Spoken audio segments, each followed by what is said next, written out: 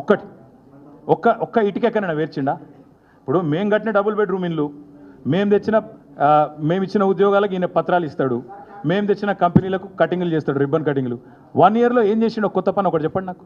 10 సంవత్సరాలు 2004 నుంచి 2014 వరకు డాక్టర్ వైఎస్ రాజశేఖర రెడ్డి గారి నేతృత్వంలో 2 సార్లు శ్రీమతి సోనియా గాంధీ గారి నాయకత్వంలో ఇక్కడ ప్రభుత్వాలు ఏర్పడ్డాయి. 10 సంవత్సరాలు చంద్రశేఖరరావు గారు ముఖ్యమంత్రిగా కొనసాగిండ్రు. నేను ఈరోజు సూటిగా వాళ్ళని ప్రశ్నించడమే కాదు, ప్రజలకు వివరించదలుచుకున్నా. 2004 నుంచి 2014 వరకు కాంగ్రెస్ పార్టీ అధికారంలో ఉన్నప్పుడు పేదలకు 25,04,000 ఇందిరమ్మ ఇండ్ల పంపకాలు తెలంగాణ రాష్ట్రంలో ఇవ్వడం జరిగింది. 25,04,000 ఇండ్లు 2004 నుంచి 2014 వరకు కాంగ్రెస్ పార్టీ అధికారంలో ఉన్నప్పుడు పేదలకు మేము ఇందిరమ్మ ఇండ్లు ఇచ్చినాము. ప్రత్యేక తెలంగాణ రాష్ట్రం ఏర్పడ్డదే పేదవాళ్ల కోసం, పేదవాళ్ల బలిదానాలతో, పేదవాళ్ల త్యాగాలతో, పేదవాళ్ల పోరాటాలతో. పేదవాళ్ళే అన్ని కష్టాలను ఎదుర్కొని తెలంగాణ రాష్ట్రం తెచ్చుకుంటే ఆ పేదవాళ్లకు చంద్రశేఖరరావు గారు ఇస్తాన్న డబుల్ బెడ్రూమ్ ఇండ్లు 1,52,000 అని ఇప్పుడే మా మంత్రి గారు చెప్పారు. అందులో 60-65 పూర్తి చేసి మిగతా అర్ధాంతరంగా ఆగిపోయినాయి. ఇప్పుడు వాటిని పూర్తి చేసే బాధ్యత మేము తీసుకున్నాం. నిన్నగాక మొన్ననే వాటిని పూర్తి చేయడానికి దాదాపుగా 195 కోట్ల నిధులను వారు అసంపూర్తిగా వదిలేసిపోయిన డబుల్ బెడ్రూమ్ ఇళ్లను పూర్తి చేయడానికి కూడా 195 కోట్ల రూపాయలను మా ప్రభుత్వం విడుదల చేసింది.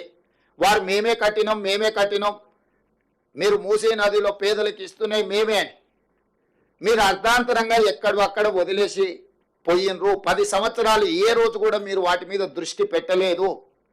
ఆ పేదల్ని మనుషులలాగానే మీరు చూడడానికి ఇష్టపడలేదు. కానీ మీకు కావలసిన ప్రగతి భవన్ను 9 నెలల్లో పూర్తి చేసుకున్నారు. మీకు కావలసిన వాస్తు కోసం నిర్మించుకున్న సచివాలయం 9 సంవత్సరాలలో పూర్తి చేసుకున్నారు. మీకు కావలసిన ఫామ్ హౌజులు, అది గజ్వేల్లో కావచ్చు, జన్వాడలో కావచ్చు, లేకపోతే మొయినాబాద్లో కావచ్చు, వివిధ ప్రాంతాలలో 100 ఎకరాలలో ఫామ్ హౌజులు పూర్తి అయిపోయినాయి.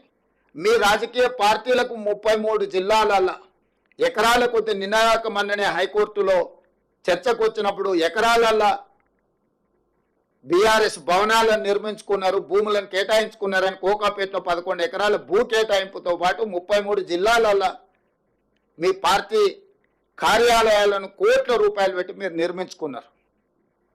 మీ భవనాలను నిర్మించుకోవడానికి, మీ ఫామ్ హౌస్లను నిర్మించుకోవడానికి, మీ పార్టీ కార్యాలయాలను నిర్మించుకోవడానికి చూపించిన శ్రద్ధ, కేటాయించిన నిధులు, తీసుకున్న భూములు, పేదవాళ్ళ పట్ల మీరు చిత్తశుద్ధి చూపించలేదు. స్పష్టంగా మీ ప్రాధాన్యత మీరే. మీ ప్రాధాన్యత మీ భవనాలు, మీ ఫామ్ హౌజులు, మీ పార్టీ కార్యాలయాలే. మీరు పేదల కోసం ఇస్తా అని హామీ ఇచ్చిన డబుల్ బెడ్రూమ్ ఇండ్లు కాదు.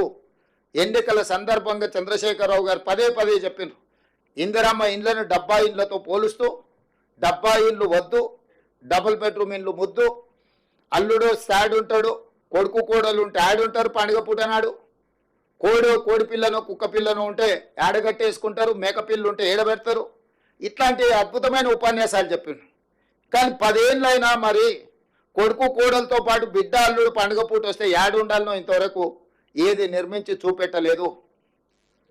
మేకపిల్లకు కోడి పిల్లకు దారే చూపించలేదు.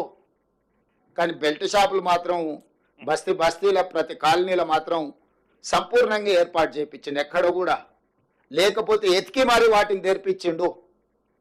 అంటే ఈ విధానము 10 సంవత్సరాలు పరిపాలన చేసి రాష్ట్రాన్ని పూర్తిగా అధోగతి పాలు చేసి ఆనాడు 2014 జూన్ 2 నాడు 16,000 కోట్ల రూపాయల మిగులు బడ్జెట్తో చంద్రశేఖరరావు గారికి రాష్ట్రాన్ని కాంగ్రెస్ పార్టీ అప్పచెప్పింది.